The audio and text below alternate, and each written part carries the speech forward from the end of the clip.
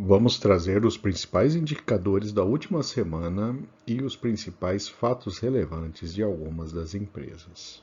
Se gostar do conteúdo, fique à vontade para curtir, compartilhar e se inscrever no canal.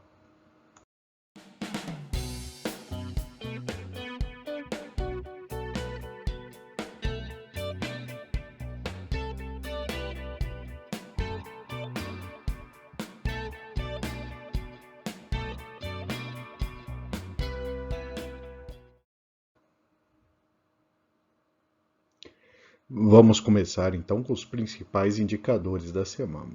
O índice Ibovespa subiu 3,1%, o IFIX ficou no 0 a 0 essa semana. O índice das BDRs, BDRX, caiu 8,9%. E aí, uma parte da explicação está aí, né? SP500 caiu 2,9%, Nasdaq menos 4,7%.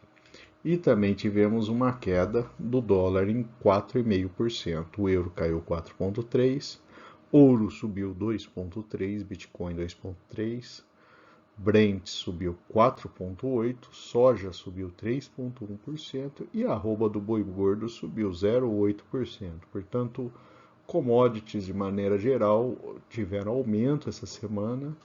A gente teve aí a queda do dólar e do euro, principalmente aí com a definição do cenário eleitoral, se bem que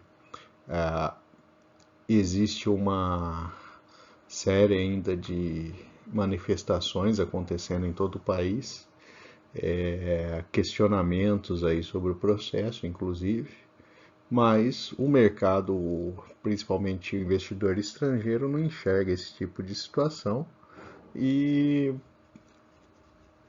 segue com um fluxo positivo aí para a bolsa durante essa semana. Por conta disso, a gente teve essa combinação de queda de dólar com aumento do índice da bolsa.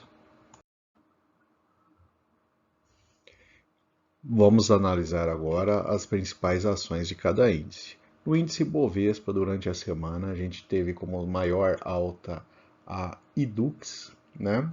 A empresa da área educacional. Tudo por conta aí, principalmente expectativa aí com financiamentos estudantis, né? Por parte do governo.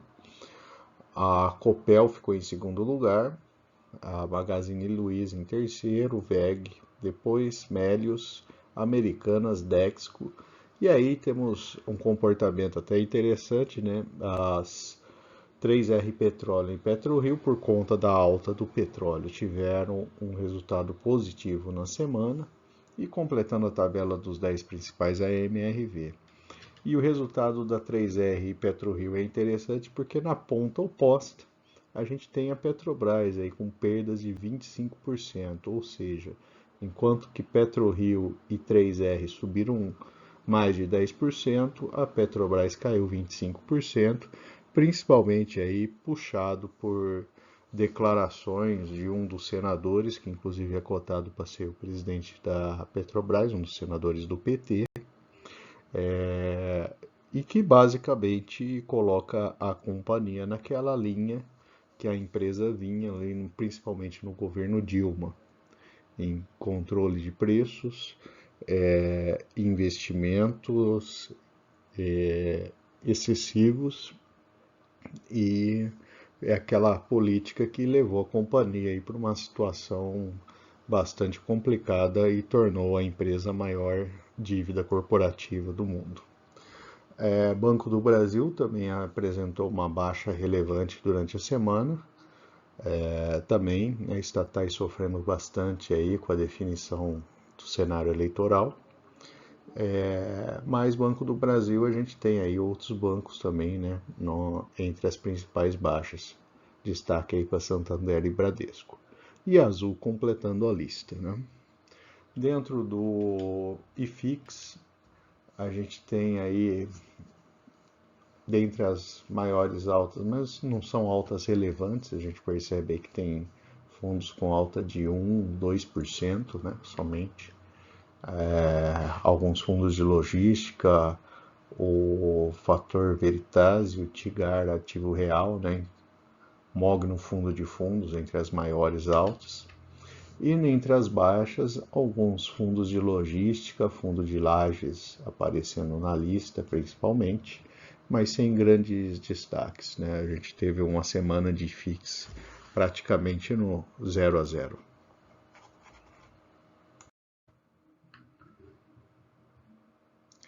Ainda dentro da Bolsa Brasileira, vamos ver o índice das BDRs, que são negociadas aqui no Brasil.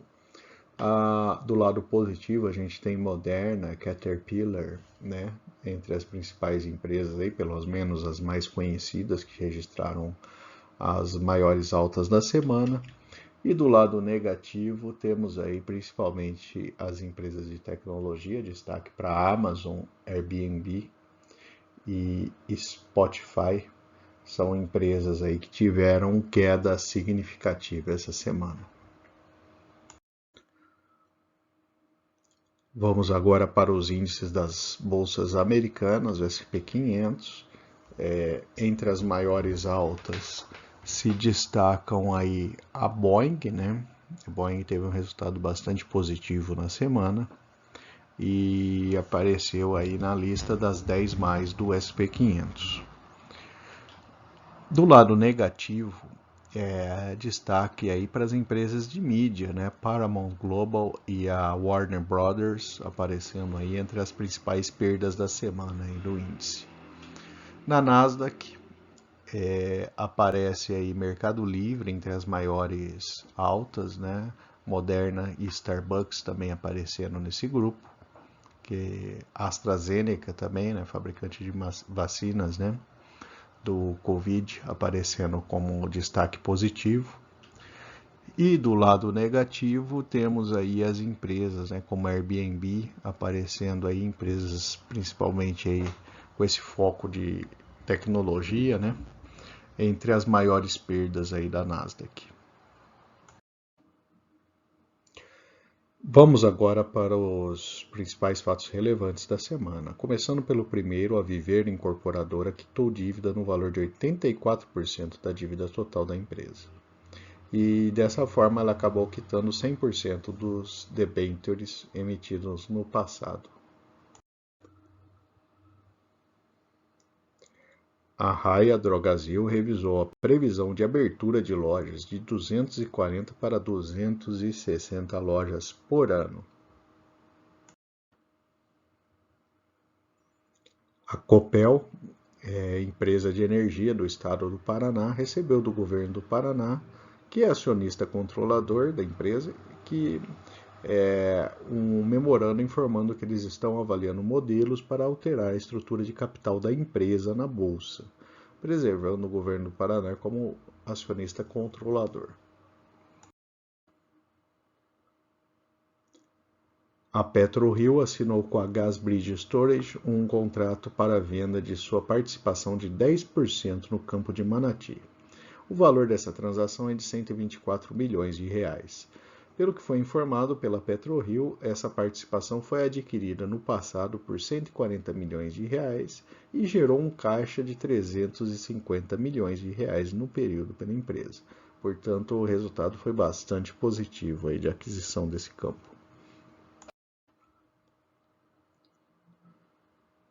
A Petrobras anunciou o pagamento de quase R$ 3,35 de dividendos ao acionista, mais um resultado bastante positivo da Petrobras divulgado essa semana, inclusive veio com um dividendo bastante parrudo, que é o que a empresa tem praticado nos últimos trimestres. Data com dia 21 de novembro e o pagamento será feito em duas etapas, dia 20 de dezembro e a segunda parcela em 19 de janeiro. O PT recorreu do pagamento, mas eu entendo que o pagamento está previsto na política de preços da empresa, conforme foi aprovado pelo seu Conselho de Administração. Me parece que o Ministério Público Federal já deu uma primeira orientação pedindo a suspensão do pagamento, mas aparentemente isso daí não deve ir da frente. E a empresa também informou que concluiu a venda da SIX, né, a Superintendência de Industrialização do Xisto, no estado do Paraná, para a empresa FM Brasil, por 41,6 milhões de dólares, faz parte aí do plano de desinvestimento da empresa dentro daquele plano recente de diminuir sua participação em ativos de refino.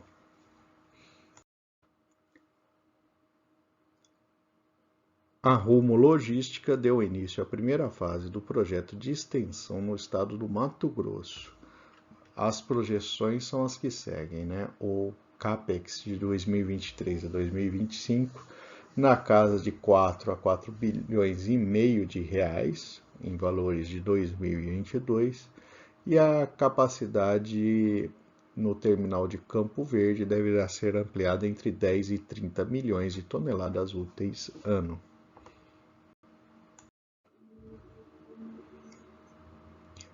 A AES Brasil informou que foi aprovada a proposta de aumento de capital na ordem de 3,2 milhões de ações. O total da emissão será de 30,9 milhões de reais captados pela empresa. E se gostou do conteúdo, curta, compartilhe, se inscreva no canal e aproveite para dar uma conferida em nosso vídeo da nossa Copa de Fundos Imobiliários.